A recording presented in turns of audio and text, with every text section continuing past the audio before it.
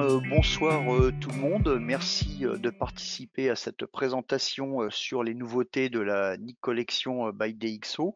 Donc la version 3 qui est sortie très exactement il y a 7 jours, le 3 juin, avec un certain nombre de nouveautés intéressantes. Nous allons voir le nouveau module, le nouveau plugin Perspective FX. Puis, dans une autre session, nous parlerons du Selective Tool pour Photoshop, Selective Tool qui a été amélioré, et on traitera également pour la dernière session du nouveau flux de travail non destructif avec cette collection à partir de Lightroom Classic et de DxO Photolab, bien entendu. Alors, je vous rappelle que cette session est enregistrée, elle sera disponible prochainement sur le site de DxO et également pour vos questions, je les prendrai, j'y répondrai tout à la fin. Donc je vous remercie de votre patience et nous allons donc commencer par Perspective FX et pour cela je vais d'abord changer de logiciel, je vais partir de Lightroom et je vais vous montrer comment ça fonctionne. Alors je reprends. Alors je bascule dans Lightroom pour vous montrer une présentation de Perspective FX, qui est le nouveau plugin qui a été rajouté à la Nik Collection. Alors un petit rappel quand même, c'est la Nik Collection by DxO est tout simplement un ensemble de plugins qui vous permettent de faire différents types de traitements à vos images. Alors en général, c'est du traitement plutôt créatif avec par exemple Vivezza qui permet de retoucher la couleur. Vous avez également ColorFX qui permet d'appliquer des rendus de couleurs, SilverFX qui est également très connu pour le traitement noir et blanc, AnalogFX qui lui reproduit le rendu d'anciens appareils photo, et vous avez également des modules plus spécialisés comme Define pour le traitement du bruit, qu'il soit global ou local, et on a également le module d'accentuation de netteté Sharpener Pro et Perspective FX donc qui s'est ajouté. Alors en fait Perspective FX contient tout simplement des outils de correction géométrique, c'est-à-dire correction de la perspective, correction de la distorsion, de l'anamorphose. Alors on va voir tout ça euh, tout de suite.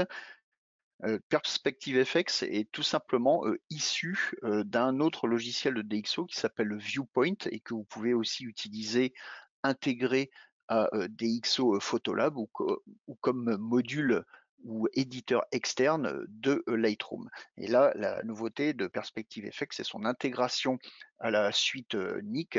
Alors pourquoi l'avoir intégré alors que Viewpoint existe déjà? Eh bien tout simplement parce qu'il y a beaucoup d'utilisateurs de la suite Nik qui sont utilisateurs de Photoshop par exemple essentiellement et qui n'ont pas forcément acheté ou entendu parler de DxO Viewpoint, et donc pour ces gens-là c'est une excellente opportunité de profiter de ces outils, et on verra également ce qu'apporte Perspective FX par rapport aux outils qui sont intégrés à Lightroom par exemple. Alors ici on va partir de Lightroom. Je vais prendre une première image ici. Donc on voit cette photo avec le problème d'anamorphose. Vous avez vu, c'est pris au grand angle, donc on a une déformation, on a une élongation en fait des éléments de l'image vers l'extérieur de la photo, comme ça. Et ça, c'est quelque chose que Lightroom, par exemple, ne sait pas traiter. Alors que euh, Perspective FX et par extension DxO Viewpoint sont équipés pour ça. Alors on va tout simplement passer dans Perspective FX. Alors le principe d'édition externe dans Lightroom, vous le connaissez, c'est très simple. Vous faites un clic droit sur l'image, ensuite vous allez dans Modifier dans, comme ceci, et là vous pouvez voir par ordre alphabétique, donc Perspective FX qui s'est rajouté à la suite Nik Collection. Donc je clique dessus. Alors on va sortir du flux RAW, bien évidemment, puisqu'il s'agit d'un éditeur externe, mais pour faire le type de correction qu'on va aborder ici, on n'a pas besoin des données images d'un fichier RAW, un TIFF en 16 bits. Vous conservez un flux de travail qui est d'excellente qualité, donc il est tout à fait inutile d'avoir absolument un RAW pour faire ce genre de travail. Et je pense notamment au traitement que vous pouvez faire dans les autres éléments de la Nik Collection qui ont une approche plus créative comme ColorFX, SilverFX, etc. Donc, pensez bien donc à travailler en TIFF, en 16 bits de préférence. L'espace colorimétrique, ça n'a pas d'importance parce que ce que vous confiez à Nik Collection, la collection vous renvoie l'image telle quelle. Donc, c'est pas la peine non plus de choisir Profoto, ça sert à rien. Vous pouvez très bien rester en Adobe RVB ou en sRVB dans le cadre de ce flux de travail. Bon, moi, mon éditeur externe est configuré comme ça, donc on va cliquer sur modifier pour passer dans Perspective FX qui, je l'espère, va s'afficher sur le bon écran. Voilà, tout à fait, c'est bon. Donc voici Perspective FX. Alors si vous connaissez DxO Viewpoint, évidemment, vous êtes en terrain connu. On a la zone principale d'affichage de l'image ici. On peut travailler en mode plein écran. On a la possibilité également de comparer l'image corrigée avec l'image originale et on peut également afficher une grille avec le bouton qui se trouve en haut à gauche et à droite vous avez la liste de tous les outils de Perspective FX qui est vraiment quelque chose de très complet puisque vous avez la possibilité de traiter la déformation de volume, ce qu'on va faire ici.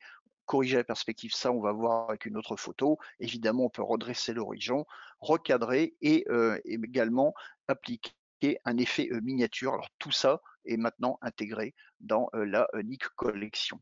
Alors si vous regardez en haut à droite dans la palette distorsion, vous pouvez voir qu'un module optique DxO doit être téléchargé pour cette image. Alors pourquoi télécharger un module optique DxO? Eh bien justement, c'est un des avantages de Perspective FX, que vous allez pouvoir profiter de la qualité et de l'expertise de DxO en termes de correction optique.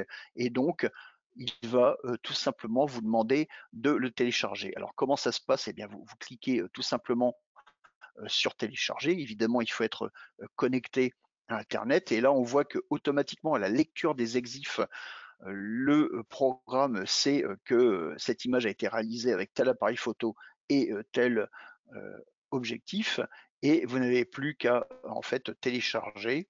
Alors ça prend quelques voilà, secondes si vous avez une connexion internet correcte. Et une fois que le module optique a été appliqué, vous avez vu qu'il y a un petit peu de distorsion qui a été corrigée.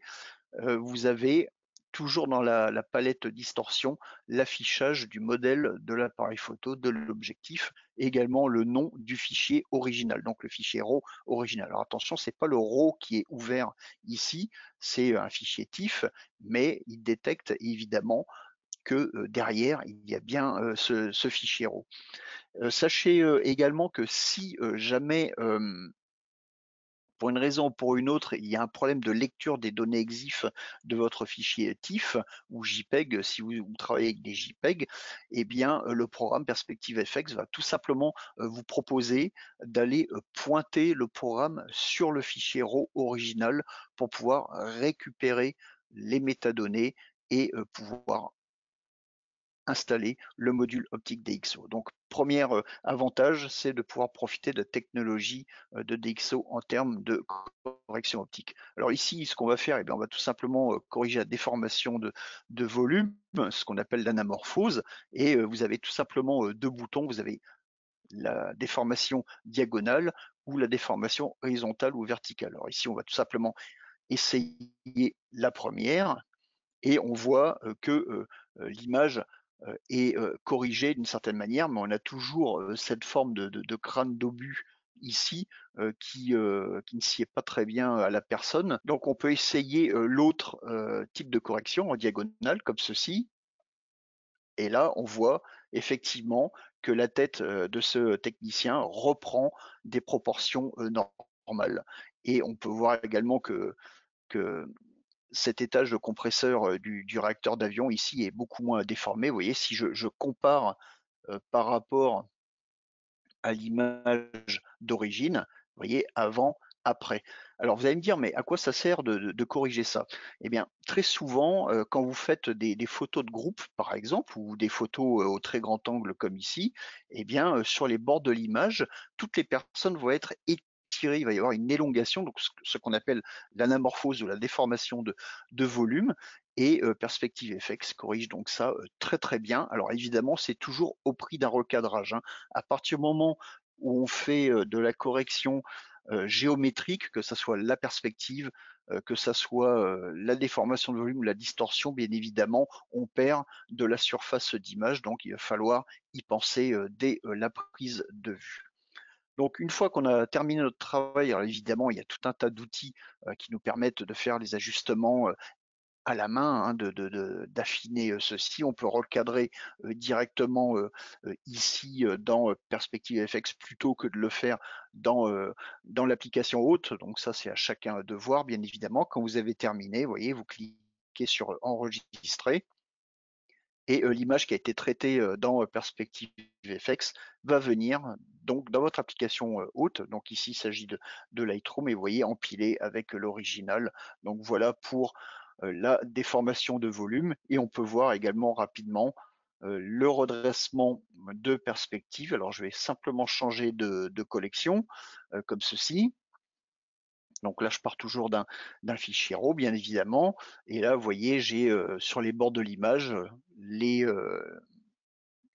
l'intérieur du hangar qui est incliné, puisque je suis en contre-plongée. On a un petit peu de déformation en haut au niveau des portiques. On va voir ce qu'on peut faire avec Perspective FX. Donc, clic droit, modifier dans et on retourne dans Perspective FX comme ceci. On est toujours en TIFF, on clique sur modifier. Alors évidemment, à chaque fois, on crée un fichier TIFF, c'est clair, mais après, il faut savoir ce qu'on veut, hein. Donc, on sort du flux RAW, on génère un fichier supplémentaire, mais sachez également que vous n'allez pas non plus faire ça pour l'ensemble de vos images. Alors voici le cas où justement il y a un problème de lecture des données EXIF.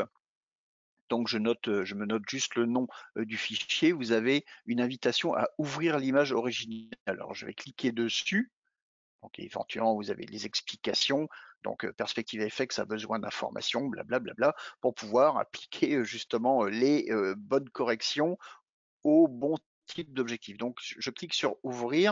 Donc vous voyez, on va directement dans le dossier qui se trouve sur le disque dur et on va chercher notre fichier 7534 qui se trouve ici. Alors on va chercher le fichier RAW. Vous voyez, je l'ai utilisé beaucoup de fois cette image, hein. Donc 7534, je sélectionne le fichier RAW original, je clique sur Open et là, vous voyez, automatiquement, Perspective FX me propose de télécharger le module optique DxO qui correspond à ce couple boîtier-objectif. Je clique sur télécharger. Voilà, donc ça charge et l'application est automatique, hein, vous n'avez pas besoin de redémarrer le programme. Donc vous voyez que la correction de la distorsion s'est faite, notamment au niveau du portique. Vous voyez, il est un peu moins courbe peut-être. Donc là, ici, ce qu'on va faire, on va faire une correction automatique de perspective. On va voir ce que nous propose l'automatisme, hein, parce que évidemment, DxO Viewpoint le permet et ça a été repris dans Perspective FX également. Regardez, je clique sur automatique comme ceci, et vous voyez, sans avoir besoin de faire le moindre effort, vous voyez, tout est redressé quasiment parfaitement par rapport à l'original. Regardez, je reviens à l'original.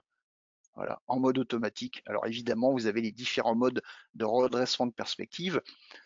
Vous avez remarqué parfois quand on corrige la perspective, quand on redresse parfaitement un bâtiment, dans les photos, on a l'impression qu'il est évasé vers le haut, c'est-à-dire qu'il semble plus large en haut qu'en bas. Eh bien, ça, c'est parce que notre œil n'est pas habitué en fait à cette absence de déformation.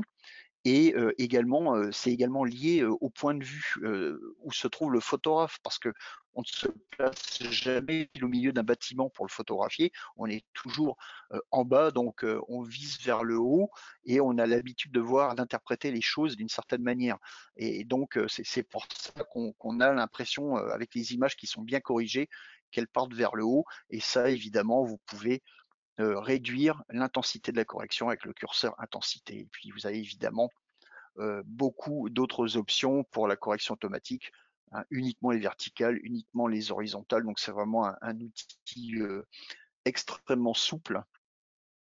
Et si vous préférez le faire à la main, regardez là, j'annule ma correction et je peux prendre par exemple couper et je peux prendre ma correction. Vous voyez, je clique sur le bouton 8 points comme ceci, donc ça me permet de disposer de 4 lignes totalement indépendantes, tout simplement parce que je vais travailler dans des plans différents. Si jamais toutes les droites à redresser sont dans le même plan, vous pouvez utiliser le mode rectangle, forcer le rectangle. Si vous n'avez que des verticales à corriger, vous utilisez les parallèles verticales et uniquement les horizontales, forcer les parallèles horizontales.